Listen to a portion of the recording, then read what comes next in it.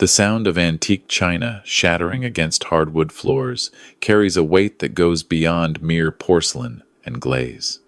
It's the sound of history breaking, of memories splintering into irreparable fragments. I stood in my living room in Calgary at midnight, watching my mother's 1,920 tea service, the one she'd inherited from her grandmother, the one that had survived 2 world wars and an ocean crossing reduced to dust and shards across my floor. And I knew, in that crystalline moment of destruction, that everything between my sister and me had fundamentally changed. But I should start where this really began, about 6 hours earlier, when Margaret called to ask if she and Derek could come by for dinner. I'm Richard Pearson, 65 years old, and I've lived in this house in Parkdale for 42 years.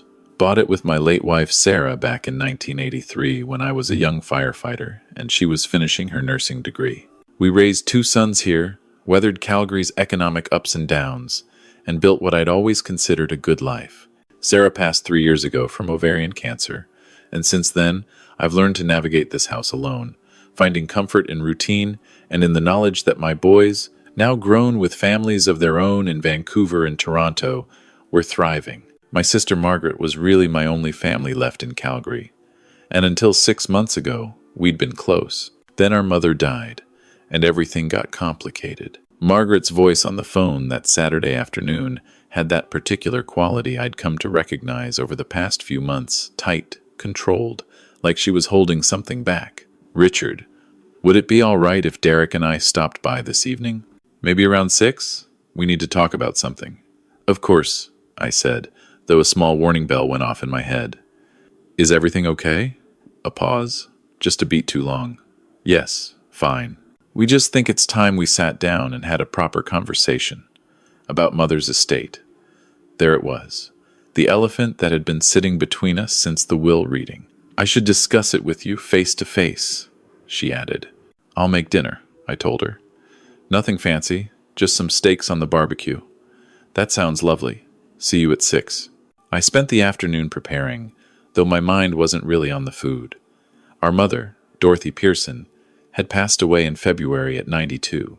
Right up until the end, she'd been sharp as a tack, living independently in her own condo in Eau Claire. The will had been straightforward because Mother had been nothing if not organized her entire life. The condo and her investments were to be split equally between Margaret and me. Her personal effects, furniture, jewelry, photographs were itemized with specific instructions about who got what. And then there was the matter of what Mother called the family treasures. Her china service, her grandmother's silver, her collection of first edition books, her late husband's war medals. These weren't divided. These were left entirely to me, with a specific note in the will, to Richard, who has always understood the value of preserving family history. At the time, Margaret had smiled tightly and said nothing.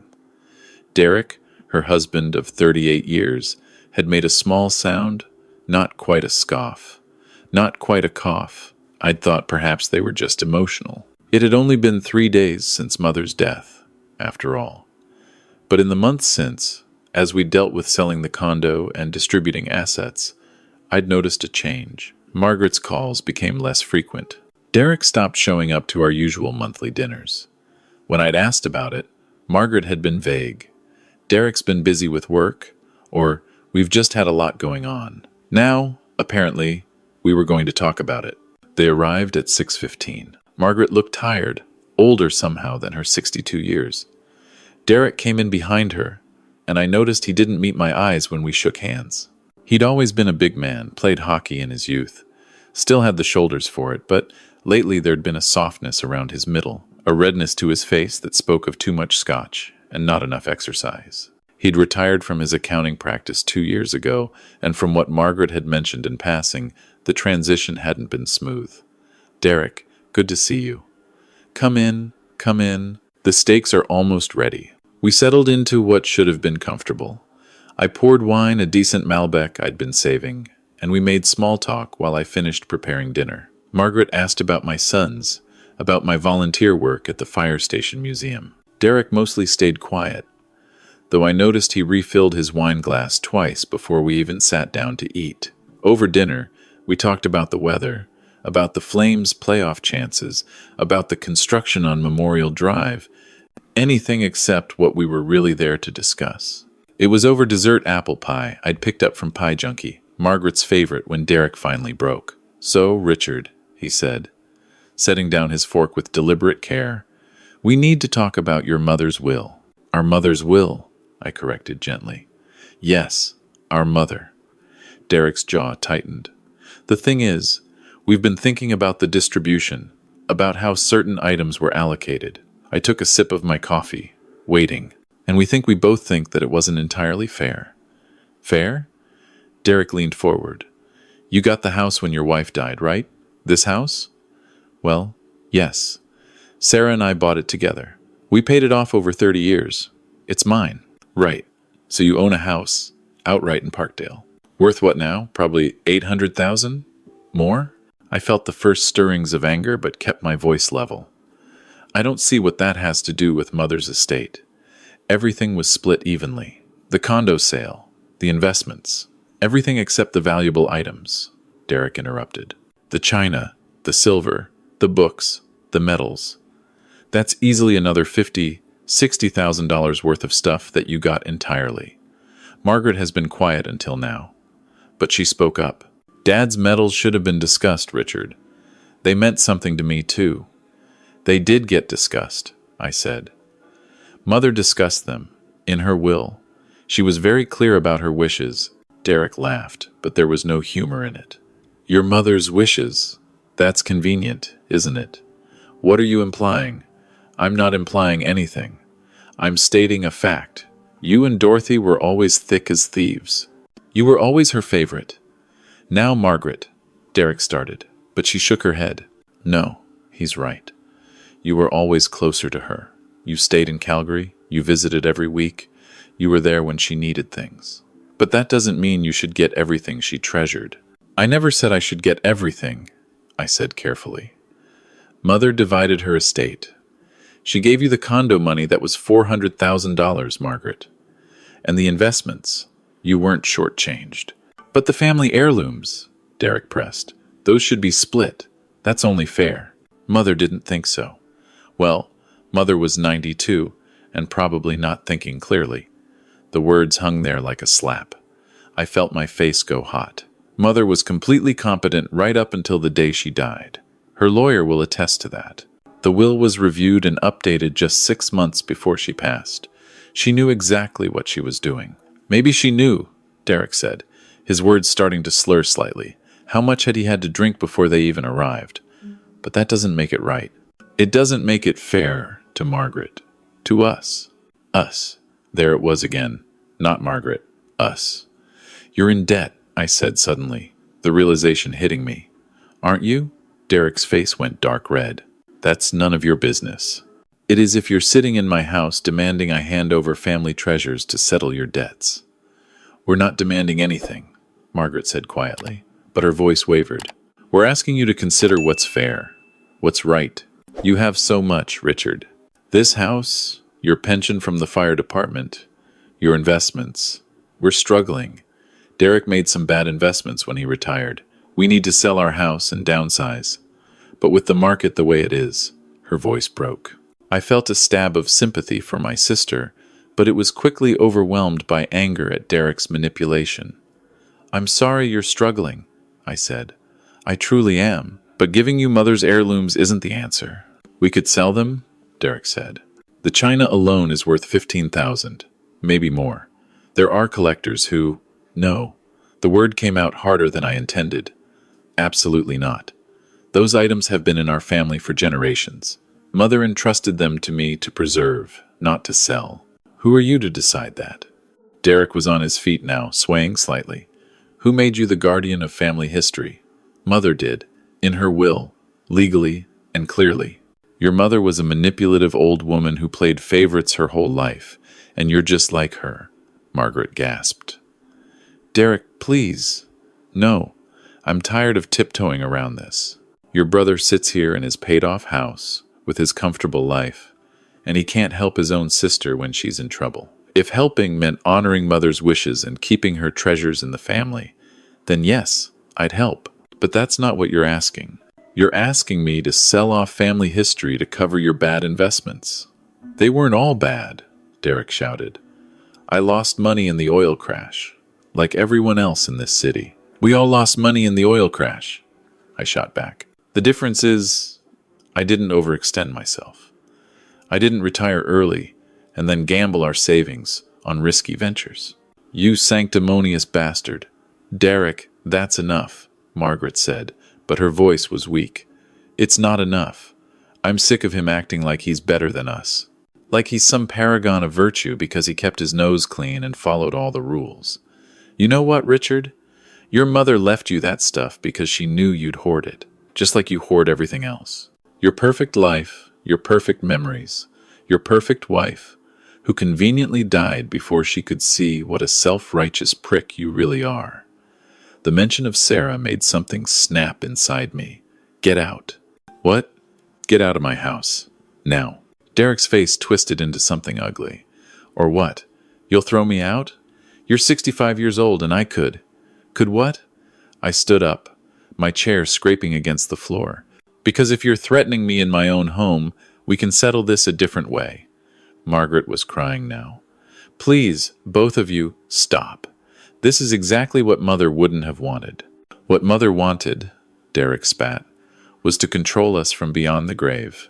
She knew exactly what she was doing, leaving all that valuable stuff to her golden boy and leaving Margaret with just the money. It was one last way to show who she loved more. That's not true, I said. But even as I said it, I wondered, had Mother played favorites? I'd always been closer to her, that was true. I'd visited more, helped more, been there more. But that was circumstance, not favoritism. Margaret had her own life, her own family. She'd made her choices. Just like you're making yours now, I said to Derek. And my choice is to ask you to leave. Fine, he said. But first, I'm taking what's mine. Before I could stop him, he strode past me into the dining room, where Mother's china was displayed in the cabinet she'd given me, along with the service. The cabinet that had been in our family since the 1,890 seconds. Derek, don't, Margaret called. But he was already there, yanking open the cabinet door. This, he said, pulling out a teacup delicate, hand-painted, older than any of us. This is worth money. This is worth something. Derek, put it down. You put it down, and you give it to me. I'm taking it, and I'm taking the rest of it. And I'm selling it because my wife, your wife's brother, said no. Margaret was beside him now, reaching for the cup. Derek, please, let's just go. We'll talk about this later when everyone's calmer. But Derek jerked away from her, and the cup, Mother's cup, her grandmother's cup, a piece of history that had survived 140 years, slipped from his fingers and shattered on the floor. The sound seemed to echo in the sudden silence. Margaret's hand flew to her mouth. Derek stared at the broken pieces, and for a moment, I thought he might apologize, might realize what he'd done. Instead, he laughed. Oops, he said. Guess that one's not worth anything now. And then, deliberately, coldly, he reached into the cabinet and pulled out another cup. And another, and another, Margaret screamed. I lunged forward, trying to stop him, but he was faster and stronger and angrier. He smashed each piece against the hardwood floor, one after another, the sound of breaking china filling my house like gunfire. The teacups, the saucers, the serving platters, the sugar bowl that had been my great-great-grandmother's pride and joy, all of it, reduced to fragments. I grabbed his arm, tried to pull him away, but he shoved me hard enough that I stumbled backward, my hip catching the edge of the dining table. Margaret was between us then, crying, pleading. Stop, Derek, please stop. You're destroying everything. Good, he snarled. Let it all be destroyed. Let him see what it's like to lose something he values. Maybe then he'll understand what it's like to need help and have it denied. He reached for the cabinet again, and I saw red. I moved faster than I had in years, putting myself between him and what remained of the collection.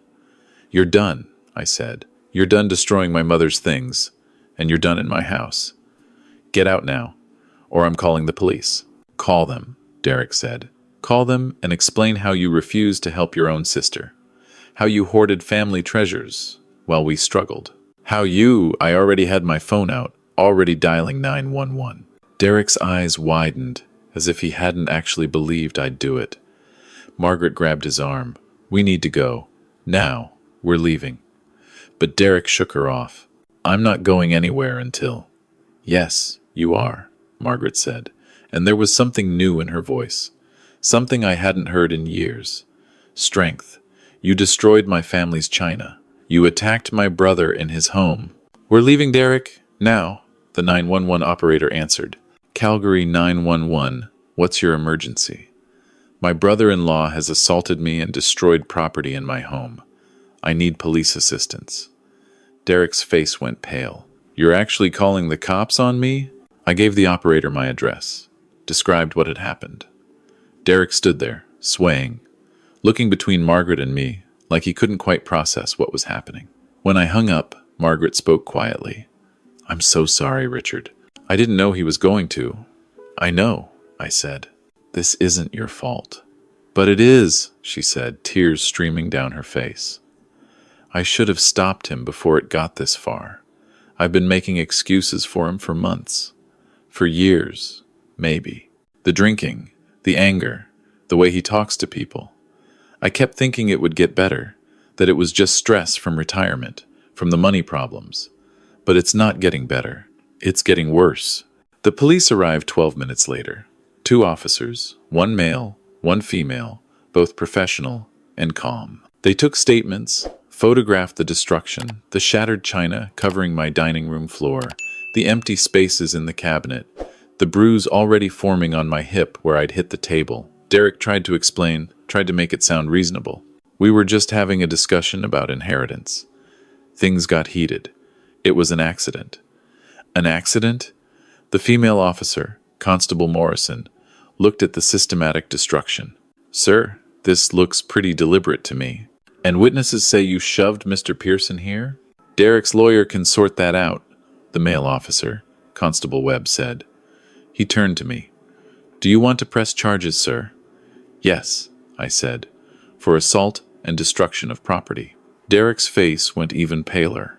Margaret, tell them. Tell them it wasn't like that. But Margaret just shook her head slowly. I can't, Derek. I can't keep covering for you. The officers arrested Derek that night. Read him his rights, put him in handcuffs, led him out to the patrol car. Margaret stood in my doorway, watching him go. I should go with him, she said, but she didn't move. Or you could stay here, I offered. We can call his lawyer from here. He'll make bail in the morning. She looked at me, really looked at me. Can I? Even after everything?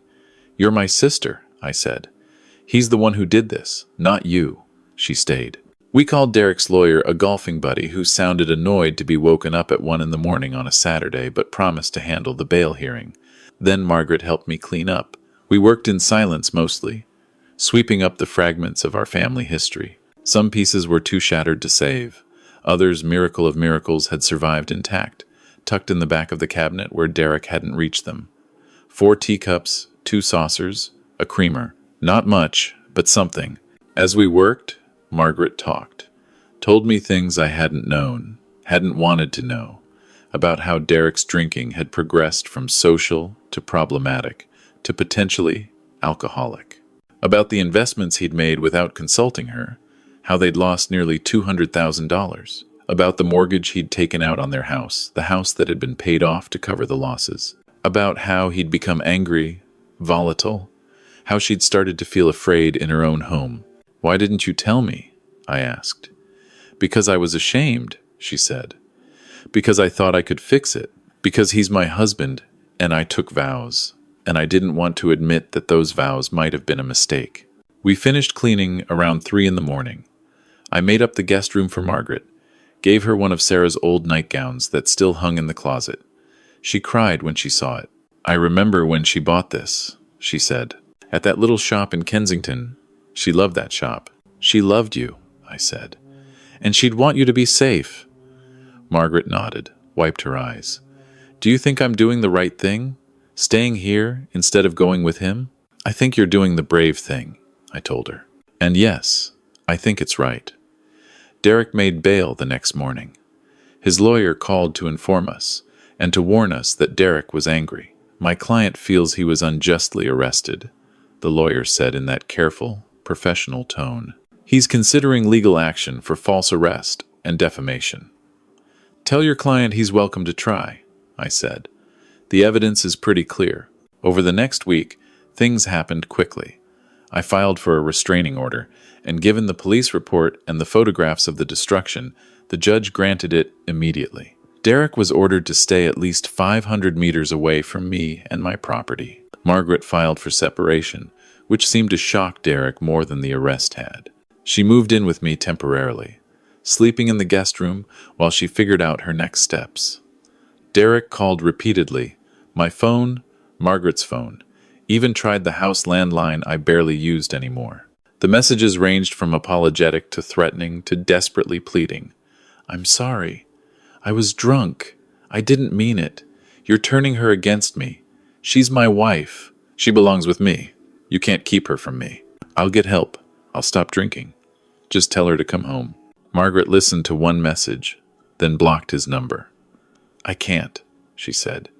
Every time I hear his voice, I feel myself weakening, feel myself wanting to believe him. But I can't go back to that. I won't. The restraining order didn't stop Derek from trying. 2 weeks after the incident, I came home from the grocery store to find him parked across the street from my house, just sitting in his car, watching. I called the police immediately. They arrived, arrested him for violating the restraining order. He spent 3 days in jail, that time before his lawyer could arrange bail.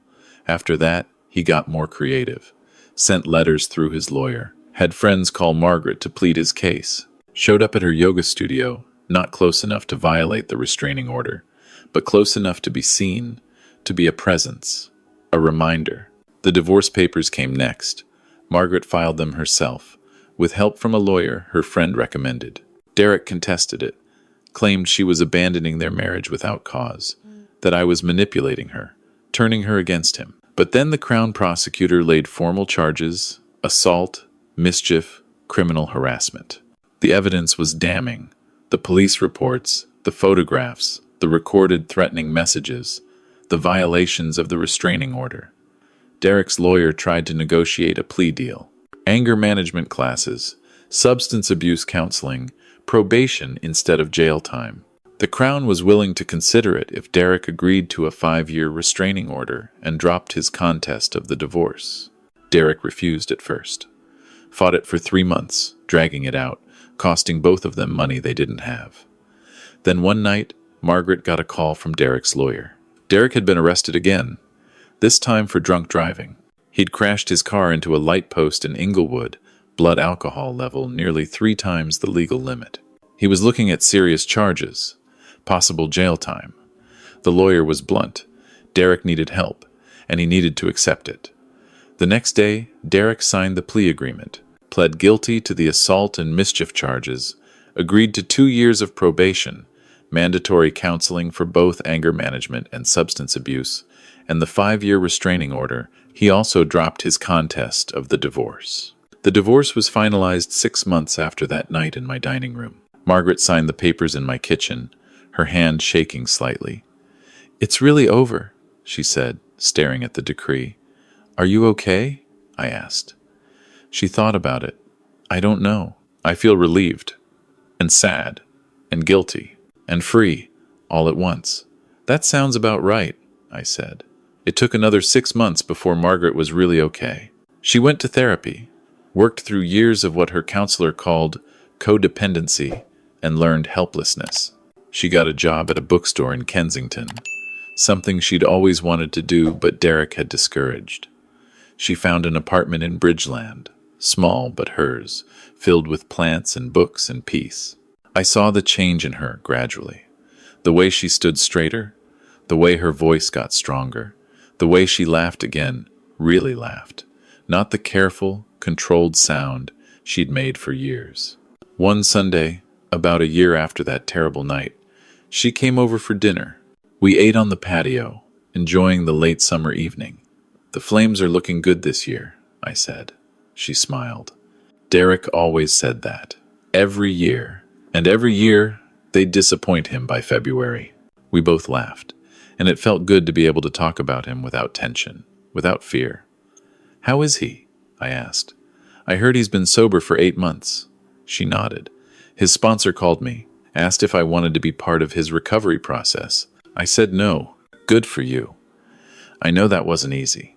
It wasn't, she admitted. Part of me still feels guilty. Still thinks maybe if I'd tried harder, been more patient. "Stop," I said gently. "You tried for 38 years. You were patient enough for several lifetimes." He made his choices. "You made yours." She was quiet for a moment. "You know what the hardest part was? Realizing that the man I married, the man I thought he was, he might never have existed. Or maybe he did exist, and he just changed. Or maybe I just didn't want to see what was always there. I don't know which is worse." "Maybe it doesn't matter," I offered. "What matters is who you are now, and who you're becoming." She smiled. Wiser, stronger, more careful, but also more open, somehow. Does that make sense? "It does," I said. After Sarah died, I had to figure out who I was without her. It's not easy, redefining yourself, but it's necessary. We sat in comfortable silence for a while. Then Margaret said, "I've been thinking about Mother, about the will, about what Derek said, about favoritism." I started to protest, but she held up a hand. "Let me finish. I think maybe he was right, in a way. You were always closer to her. You did visit more, help more, care more, and I was jealous of that, for a long time. But I realized something recently. That closeness, that history you shared, it wasn't just given to you. You earned it. You showed up. Every week for 40 years, you showed up for her. I didn't. I made excuses. I was busy with my life, with Derek, with work, and Mother knew that. So she left you the things that represented family history, because you were the one who valued it, who preserved it, who showed up." I felt my throat tighten. "I didn't do it for inheritance." "I know," she said. "That's why you deserved it, and I'm sorry for ever suggesting otherwise. I'm sorry for letting Derek's bitterness become my bitterness." We hugged, my sister and I, and it felt like something had healed between us. Something I hadn't even realized was broken until it started to mend. As she was leaving that evening, she paused at the door. "The china," she said. "What's left of it? Can I see it?" I led her to the dining room, where I'd carefully displayed the surviving pieces. 4 teacups, 2 saucers, a creamer. So little, compared to what had been, but still something. Still beautiful. Still ours. Margaret picked up one of the teacups, handled it with reverence. I remember drinking tea from these with Grandma. When we'd visit in the summers, she'd let us use the fancy cups, even though Mother always scolded her for it. "Children should learn to appreciate beautiful things," she'd say. I smiled. I remember that too. We'd sit in her garden, and she'd tell us stories about Scotland, about her own grandmother who'd brought these cups across the ocean. "Do you know what I realized?" Margaret said. "Derek wanted to sell these, to turn them into money, into something fungible and temporary. But they were never about money. They were about connection, about the women in our family who'd treasured them, who'd kept them safe, who'd passed them down. And now that's what we do. We keep what's left safe. We pass on the stories." She set the cup down carefully. "I think Mother knew you'd do that. I think that's why she trusted you with them. Even if it meant there'd be fewer of them than there should have been," I said, gesturing to the empty spaces. Margaret shook her head. "No. There are exactly as many as there need to be. The ones that survived are the ones that were meant to survive. Sometimes things break, Richard. Sometimes people break. And sometimes what's left is stronger for having been tested." I thought about that after she left. About how much had broken that night, not just the china, but illusions, relationships, old patterns, and about what had survived. 4 teacups, 2 saucers, a creamer, my relationship with my sister, her courage, her freedom, my own clarity about boundaries and protection. Derek sent one last letter about 6 months after the divorce was final. It came through his sponsor, not his lawyer. In it, he apologized. Really apologized, not the manipulative, self-serving apologies he'd made before. He acknowledged his alcoholism, his anger, the destruction he'd caused. He didn't ask for forgiveness, didn't ask for anything, just said he was sorry, and he understood if we never wanted to hear from him again. I showed the letter to Margaret. She read it twice, then folded it carefully. "Do you believe him?" I asked. "I don't know," she said. "Maybe, probably, but it doesn't matter anymore. He can be sorry. He can be sober. He can be a better person. That's good for him. But it doesn't change my decision. I'm not going back." "I wouldn't expect you to," I said. She smiled. "The thing is, I don't even want to anymore. That's how I know I'm really healed. I don't want him back. I don't miss him. I miss who I thought he was, sometimes. But the real him? I'm glad he's gone.